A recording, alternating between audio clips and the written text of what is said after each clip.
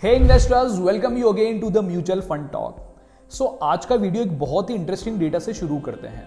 क्या आप जानते हैं अगर किसी ने 1997 के अंदर $1000 यानी कि इंडियन करेंसी में 80,000 रुपीज एप्पल के स्टॉक में इन्वेस्ट किया होता तो आज के टाइम में उसकी वैल्यू लगभग 13 से 14 करोड़ हो जाती। एंड यही same kind of performance Amazon, Microsoft, Tesla जैसी कंपनीज में देखने को मिली है। सो ये डेटा ये साबित करता है कि अगर ऐसी कंपनीज के अंदर इन्वेस्ट किया जाए जो कि अपने ग्रोथ के लिए इनोवेशन और रिसर्च पर बहुत ज़्यादा पैसा स्पेंड करती है तो उनकी ग्रोथ लॉन्ग टर्म के लिए सस्टेनेबल हो जाती है और ऐसे स्टॉक्स लॉन्ग टर्म के अंदर आपको बहुत सुपर परफॉर्मेंस बना के देते हैं। इसी थीम को ध्यान में रखते हुए में SBI ने अपना एक नया फंड लॉन्च किया है, SBI इनोवेशन अपॉर्चुनिटीज फंड। तो आज के इस वीडियो के अंदर हम इस फंड के ऊपर डिटेल एनालिसिस करेंगे और बहुत सिंपल तरीके से आपके सामने प्रेजेंट करेंगे ताकि हम लोग ये जान पाए कि क्या ये फंड भी हमें लॉन्ग टर्म के अंदर सेम इसी तरह से सुपर परफॉर्मेंस रिटर्न्स बना के दे सकता है या फिर नहीं। वीडियो शुरू करने से पहले एक इंपॉर्टेंट डिस्क्लेमर है, इस वीडियो के अंदर हम इस फंड को प्रमोट नहीं कर रहे, हम सिंपली हमारी एनालिसिस आपके सामने रख रहे हैं ताकि आप खुद से अपना डिसीजन ले पाए कि इस फंड के अंदर इन्वेस्ट करना है या फिर नहीं। लेकिन हाँ, फिर भी हम वीडियो के एंड में इस फंड से रिलेटेड रिस्क और ये किसके लिए सूटेबल हो सकता है इसका ओपिनियन जरूर देंगे। सबसे पहले हम इनोवेशन और इसकी बिजनेस में क्या इंपॉर्टेंस होती है इसको समझते हैं। देखिए, अभी वर्ल्ड में दो इनोवेशन से पूरी दुनिया में बड़ा शिफ्ट आ रहा है। पहला AI टेक्नोलॉजी एंड दूसरा ग्रीन एनर्जी। जो भी कंट्रीज और उनकी इंडस्ट्रीज ये चेंजेस को जितना जल्दी अडेप्ट करेंगे वो उतना तेजी से ग्रो करेंगे एंड वर्ल्ड में लीडरशिप क्रिएट करेंगे। और इस चीज़ में इंडिया बहुत तेज़ी से आगे बढ़ रहा है। इसको ग्लोबल इनोवेशन इंडेक्स पर चेक कर सकते हैं। जैसे 2015 में हमारे देश की रैंक 81 थी, लेकिन 2020 में ये 40 हो गई है। इसका मतलब ये है कि वैसे दूसरे बहुत देशों से हम पीछे हैं, लेकिन हम इनोवेशन साइकिल की हाई ग्रोथ फेज में एंटर कर चुके हैं। और ये इंप्रूवमेंट इसलिए आया है क्योंकि इसमें गवर्नमेंट एक्सेप्टेबिलिटी है, टेक्नोलॉजी फीजिबल है और पब्लिकली डिजायरेबल है। इसका कॉन्सेप्ट हमने मैन्युफैक्चरिंग वाले वीडियो में भी दिया था। इसी वजह से मैन्युफैक्चरिंग सेक्टर भी long term structural growth phase में है। इस वीडियो के बाद आप मैन्युफैक्चरिंग का वीडियो भी जरूर देखें, आपको इसमें भी बहुत सारी इन्वेस्टमेंट की अपॉर्चुनिटी मिलेगी।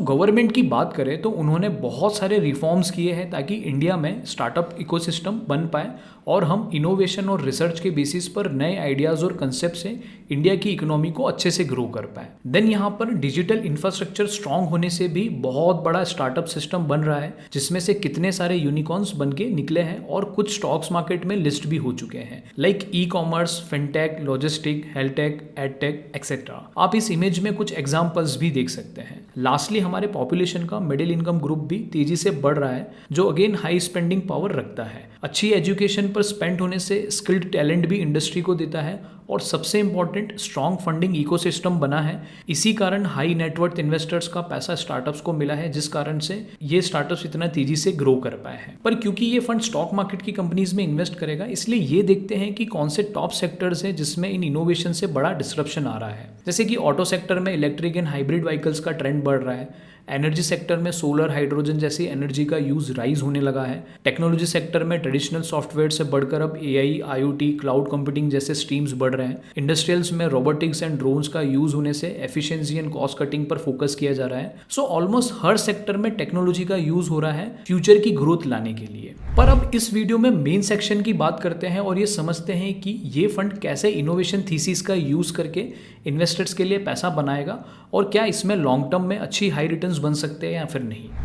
ओवरऑल इसकी कोर स्ट्रेटेजी सेम ही रहेगी, जिससे SBI दूसरे फंड्स को भी मैनेज करता है, जैसे कि अच्छी बॉटम अप एनालिसिस से क्वालिटी कंपनीज को फाइंड करना और अर्ली इन्वेस्ट करके लॉन्ग टर्म के लिए होल्ड करके एब्सोल्यूट हाई रिटर्न्स बनाना। उसके लिए ये कंपनीज की लॉन्ग ग्रोथ स्टोरीज को प्रेफरेंस देते हैं और उस कंपनीज में रिटर्न ऑन इन्वेस्टमेंट हाई होना चाहिए and proper cash flow business में आना चाहिए, यानी quality, growth and high margins businesses को ये टारगेट करते हैं। पर लॉन्ग टर्म की ग्रोथ को फाइंड करने के लिए ये फंड स्पेसिफिकली इनोवेशन थीसिस को प्रेफरेंस देगा। जैसे कि इनका प्रेफरेंस उन कंपनीज पर होगा जो कि इनोवेटिव प्रोडक्ट को इंक्लूड करके बिजनेस को ग्रो करेंगे या फिर प्रोसेसेस में इनोवेशन लेकर कॉस्ट और एफिशिएंसी पार्ट को इंप्रूव करके इंडस्ट्री में मार्केट शेयर को गेन करेंगे। In short, bottom up analysis के दौरान ये उन कंपनीज को आइडेंटिफाई करेंगे जो कि अपना मेजर कैपेक्स R&D या फिर स्ट्रेटेजिक पार्टनर्स पर कर रहे हैं या फिर इमर्जिंग प्रोडक्ट्स को कोर बिजनेस के साथ में ऐड कर रहे हैं। इसके अलावा AI या फिर ऑटोमेशन का यूज करके कॉस्ट को रिड्यूस कर रहे हैं और एफिशिएंसी इंक्रीज कर रहे हैं ताकि ज़्यादा से ज़्यादा इंडस्ट्री का मार्केट शेयर वो कंपनीज गेन कर पाए। इससे उनकी ग्रोथ की श्योरिटी मिलती है। सो ऐसी फाइनल एनालिसिस करके ये फाइनली 35 से 40 स्टॉक्स अपने पोर्टफोलियो में ऐड करेंगे।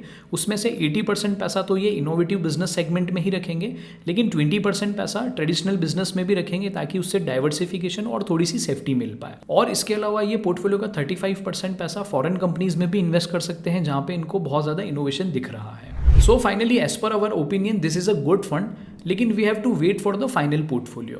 बाकी SBI का एक अच्छा ब्रांड है, इनकी लॉन्ग टर्म परफॉर्मेंस भी अच्छी है। इस फंड में वैसे वॉलेटिलिटी हाई रह सकती है और थोड़ा सा रिस्की फंड भी बोल सकते हैं, लेकिन नो डाउट लॉन्ग टर्म में इसके अंदर हाई रिटर्न्स बन सकते हैं। सो ये फंड उन इन्वेस्टर्स के लिए ज़्यादा सूटेबल है जो कि रिस्क लेकर लॉन्ग टर्म में हाई रिटर्न्स बनाना चाहते हैं और सबसे इंपॉर्टेंट मार्केट फॉल में 20 से 30% नेगेटिव रिटर्न्स जाने पर भी वो अपनी रिस्क को टॉलरेट कर सकते हैं।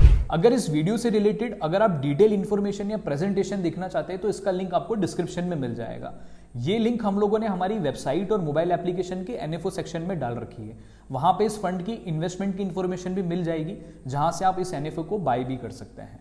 और अगर आप हमारे चैनल पे नए हैं तो प्लीज़ इसे सब्सक्राइब जरूर करें और बेल नोटिफिकेशन भी ऑन रखें ताकि हमारी लेटेस्ट वीडियो की अपडेट आपको टाइमली मिल सके। सो गाइज, ये था SBI इनोवेशन अपॉर्चुनिटी फंड का एक प्रॉपर एनालिसिस। आई होप ये इन्फॉर्मेशन से आपको बहुत सारी हेल्प मिली होगी एंड ये आपकी इन्वेस्टिंग की डिसीजन के अंदर भी हेल्प करेगा।